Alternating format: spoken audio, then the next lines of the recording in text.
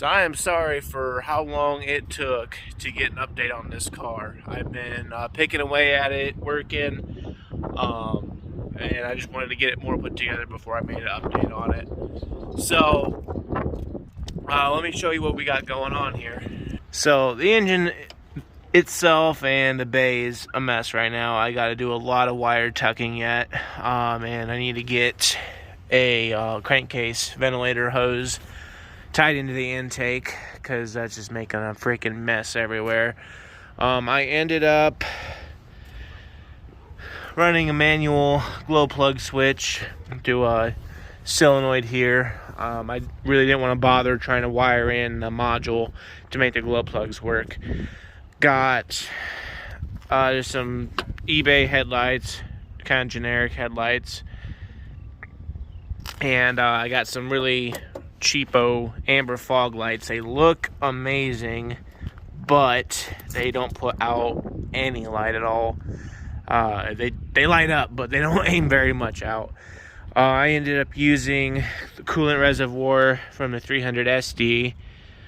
I had, oh my gosh, I had to use so many parts out of the 300D. So from the 300D, as you saw in the previous video on this car, I had to steal the motor mounts out of it, oil cooler lines, and after I got the motor dropped in there, I realized, well, that transmission that was in the 84 300 SD was a few inches longer than the transmission this car was designed for. There's different holes that you can move the transmission mount back, but that wasn't even far enough. So what I ended up having to do was to cut and drill, basically cut and slot the mounting holes in the transmission mount bracket so I could move that back just an extra inch or so I could get that to bolt in.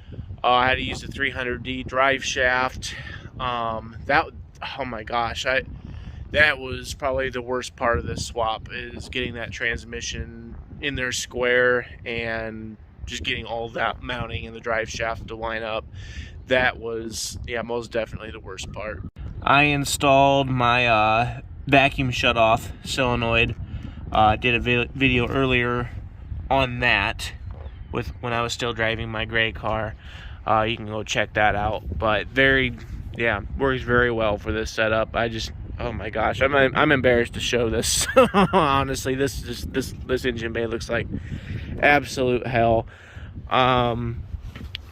Just cheap AutoZone setup. I'm not worried about it. It works. Sounds freaking phenomenal. I'll try and throw a video clip in here of what that sounds like, and also from inside the car. So I was a little bit disappointed as I started cleaning this thing up and just scrubbing all the debris and dirt from it sitting so long.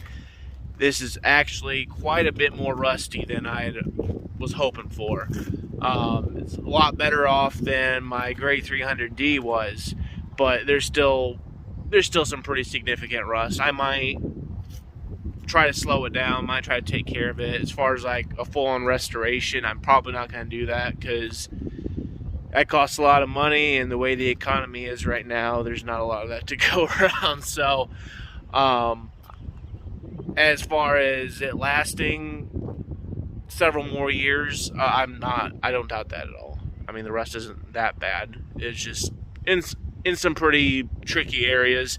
I'll show you here. So as I started cleaning and scrubbing, I noticed both front fenders are getting pretty bad. They're bubbling all through here, and someone has tried to repair it before. There's a Bondo right up here. That doesn't move around at all, but I don't know if you call that the unibody on these cars, but right up in here, it's starting. I mean, it's beyond starting. It's gone right up there around that jack hole, and on the other side, it's about the same. Oh no, that's not the unibody. That's the unibody down there.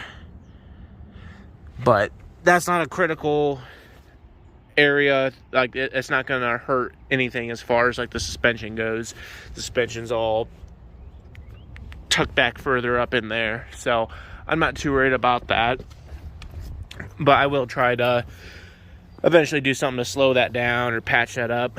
The rear quarters, yeah, I mean, that's pretty much self-explanatory. Looks good if you squint and smit, but you get up really close and look at it, it's not too good. I'm gonna get my turbo diesel badge mounted on there.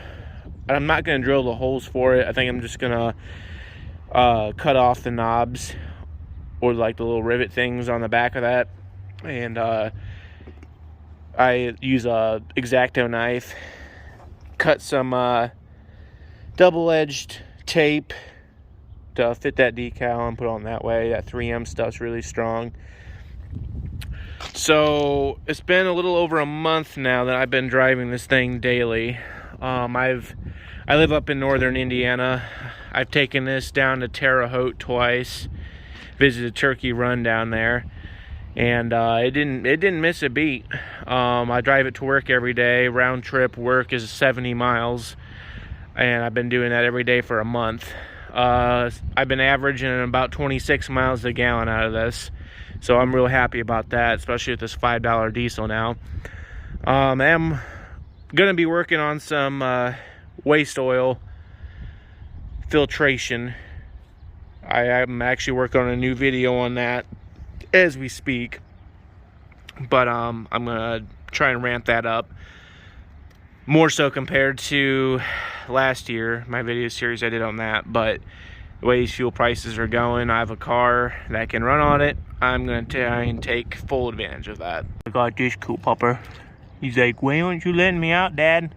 I want to explore this abandoned train station. But yeah, I'm gonna do a little film of inside, what it sounds like inside. I don't have a full exhaust on it yet. I just basically off the back of the turbo, I have a 4 feet piece of flex pipe just pointing at the ground. A little bit noisy inside, but it's bearable for now. Eventually I'll do a full 3-inch turbo back exhaust on it. But I'll give a little sound clip of what it sounds like inside, and I'll try and get the phone mounted in front of the turbo and do a little acceleration video on that. The turbo sounds so good in this thing. I know it's a stock turbo, but with that air cleaner on it, I mean, you just hear that thing scream. And I'll do a couple flyby videos. So you can hear that blow off or wastegate opening up. That sounds pretty cool. But yeah, I'm gonna go get going and doing that, and yeah.